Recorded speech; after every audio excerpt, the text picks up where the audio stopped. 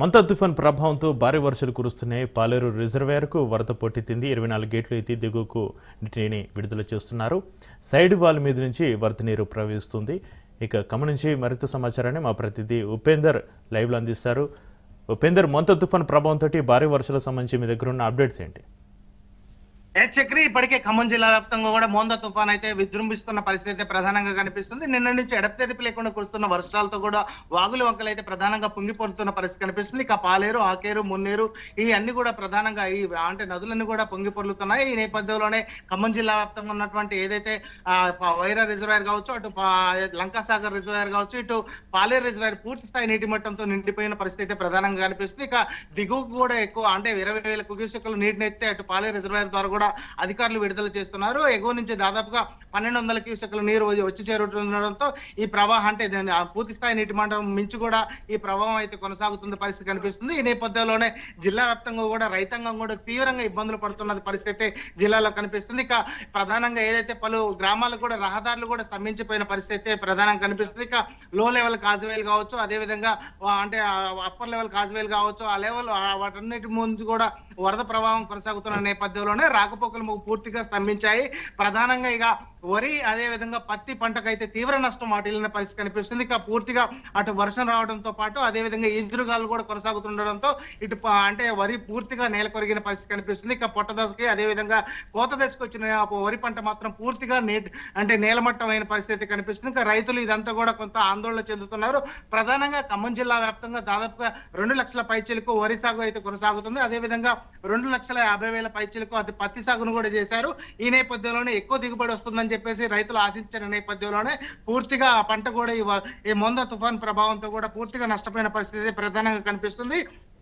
ఇక ఏదైతే ఎగువన కూస్తున్నటువంటి వరంగల్, మహబాద్ కూస్తున్నటువంటి వర్షాల నేపథ్యంలోనే ఇటు మున్నేరు పరివాహక ప్రాంత ప్రజలను కూడా అధికారులు అయితే అప్రమత్తం చేశారు. ఇప్పటికే ఆ ప్రాంత ప్రజలకు పునరావాస కేంద్రాలకు కూడా తరలిస్తున్న పరిస్థితి కనిపిస్తుంది. ఇక ప్రత్యేకంగా ఖమ్మం జిల్లా కలెక్టర్ అనుదీప్, అదేవిధంగా సిపిగా ఉన్నటువంటి సునీల్ దత్ కూడా ప్రత్యేకంగా పర్యవేక్షణ చేస్తున్నారు. వారందరికీ కూడా పునరావాస కేంద్రాలకు తరలించేందుకైతే సమాయత్తమవుతున్న పరిస్థితి కనిపిస్తుంది. ఇక రెవెన్యూ, పోలీసు, అదే విధంగా ఇటు అగ్నిమాపక సిబ్బందిని కూడా ప్రత్యేకంగా సమాయత్తం చేశారు. ఇక జిల్లా వ్యాప్తంగా ఎన్డీఆర్ఎఫ్ బృందాలను కూడా ప్రత్యేకంగా సమాయత్తం చేసి వారందరికీ కూడా ఎక్కడ కూడా ఎటువంటి అవాంఛనీయ ఘటనలు చోటు చేసుకోకుండా ప్రత్యేకంగా చర్యలు తీసుకుంటున్న పరిస్థితి ప్రధానంగా కనిపిస్తుంది. ఇక వ్యవసాయానికి వచ్చేసరికి వ్యవసాయంలో పూర్తిగా అటు రైతాంగం కూడా కొంత ఆందోళన చెందుతున్న పరిస్థితి కనిపిస్తుంది. వారందరూ కూడా ఆరుగాలం కష్టపడి పండించిన పంట ఇటు నేల కొరగడంతో పాటు అటు పత్తి పూర్తిగా తడిసి ముద్దైపోయి రంగు మారడంతో కూడా రైతాంగం కూడా కొంత ఆందోళన చెందుతుంది.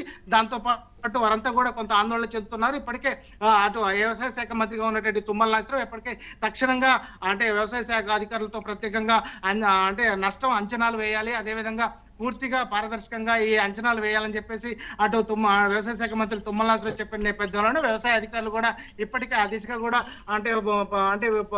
క్షేత్ర పర్యటన కూడా చేస్తున్న పరిస్థితి కనిపిస్తుంది. ఇప్పటికే మనతో పాటు కొంతమంది రైతులు కూడా ఉన్నారు. వారిని అడిగి ఏ విధంగా ఉంది ప్రభావం అనే విషయాన్ని వారి మాటలో అడిగి తెలుసుకుందాం. ప్రధానంగా చెప్పండి, ఇప్పటికే మీరు వ్యవసాయం కూడా వేశారు, దానికి సంబంధించి ఇప్పటికే వరి పూర్తిగా నష్టపోయిందని చెప్తున్నారు, ఎలా ఉంది? నా పేరు రమేష్ అండి, గట్టిసింగారం, కూసుమంచి మండలం. 4 ఎకరాలు పొలం వేసాము, 4 ఎకరాల తోట వేసామండి. మొత్తం ఏం లేదు, పత్తి కూడా మొత్తం తడిసి మొక్కలు ఉన్నాయి. వరి పొలం అయితే కోతకొచ్చింది, మొత్తం దాని మీదకి నీరు వెళ్ళిపోవడం జరిగింది. అదే విధంగా ఇక కొద్దిగా ప్రభుత్వం కూడా కొద్దిగా మమ్మల్ని ఆదుకోవాలని కోరుతున్నాను.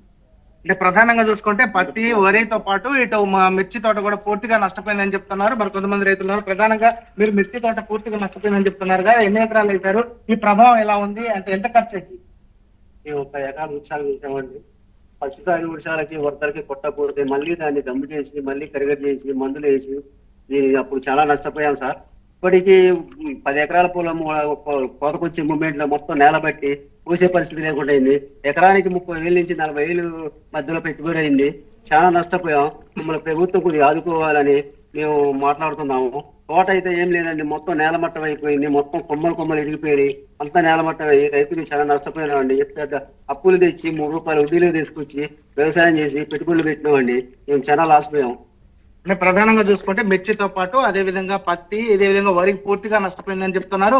ప్రధానంగా అంటే ప్రతి మిర్చికి దాదాపుగా మేము 50,000 నుంచి ₹1,00,000 దాకా పెట్టుబడి పెట్టాము, చివరికి వచ్చే పరిస్థితి లేదని చెప్పేసి వారంతా చెప్తున్నారు. ఈ వర్షం ప్రభావంతో పూర్తిగా అవన్నీ కూడా నేలమట్టమైన పరిస్థితి ప్రధానంగా కనిపిస్తుంది. ఇక వరి కూడా పూర్తిగా నష్టపోయిన పరిస్థితి కనిపిస్తుంది. ఇక అంటే అది అటు వ్యవసాయ అధికారులు కూడా ప్రత్యేకంగా ఇప్పటికే ఏదైతే పొట్టకొచ్చి అదే విధంగా కంకులు వేసినటువంటి వరిని కూడా కాపాడుకునేందుకైతే తగు చర్యలు కూడా తీసుకోవాలని చెప్పేసి అధికారులు కూడా అంటే సూచనలు చేస్తున్న పరిస్థితి కనిపిస్తుంది. ఇక ఖమ్మం జిల్లా వ్యాప్తంగా ఈ మోందా తుఫాన్ ప్రభావంతో కూడా రైతాంగంతో పాటు అటు జనజీవనం కూడా పూర్తిగా స్తంభించిన పరిస్థితి కనిపిస్తుంది. ఇక ఖమ్మం నగరంలోని బొక్కలగడ్డ అదే విధంగా ప్రకాష్ నగర్ ఇటు ఏదైతే వైఎస్ఆర్ నగర్ కావచ్చు మిగతా అంటే ఇటు రాజీవ్ గృహకల్ప కూడా పూర్తిగా అంటే నీటితో నిండిపోవడంతో ప్రజలు కూడా కొంత ఇబ్బందులు పడుతున్నారు. వారందరినీ కూడా పునరావాస కేంద్రాలు కూడా తరలిస్తున్న పరిస్థితి ప్రధానంగా కనిపిస్తుంది. ఇప్పటికే నయా బజార్ లో ఏర్పాటు చేసినటువంటి పునరావాస కేంద్రాన్ని కూడా వారందరినీ తరలిస్తున్నారు. అక్కడ అన్ని ఏర్పాట్లు కూడా చేస్తున్నారు. ఇప్పటికే జిల్లా కలెక్టర్ కావచ్చు అదేవిధంగా ఖమ్మం మేయర్ నీరజ కూడా ప్రత్యేకంగా పర్యవేక్షణ చేస్తున్న పరిస్థితి జిల్లాలో కనిపిస్తుంది. ఇక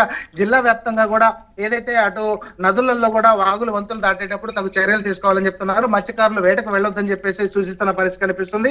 ఇక విద్యుత్ శాఖ అధికారులు కూడా ఎక్కడైతే స్తంభాలు కానీ అదేవిధంగా ఏదైనా ప్రాబ్లం వస్తే ఖచ్చితంగా అంటే తమకు సంప్రదించాలని చెప్తున్నారు. అదేవిధంగా అత్యవసర ప్రయాణాలు అంటే ఉంటే తప్ప కానీ బయటకు వెళ్ళొద్దని సూచిస్తున్న పరిస్థితి కనిపిస్తుంది. ఇక ఈ ప్రభావం ఏదైతే అటు బంగాళాఖాతంలో ఏర్పడిన అల్పపీడన ప్రభావంతో ఈ పరిస్థితి మరింత తీవ్ర రూపం దాల్చే అవకాశం ఉన్న నేపథ్యంలోనే అటు జిల్లా యంత్రాంగం కూడా అప్రమత్తమైన పరిస్థితి జిల్లాలో కనిపిస్తుంది. Secretary right, thank you Upender.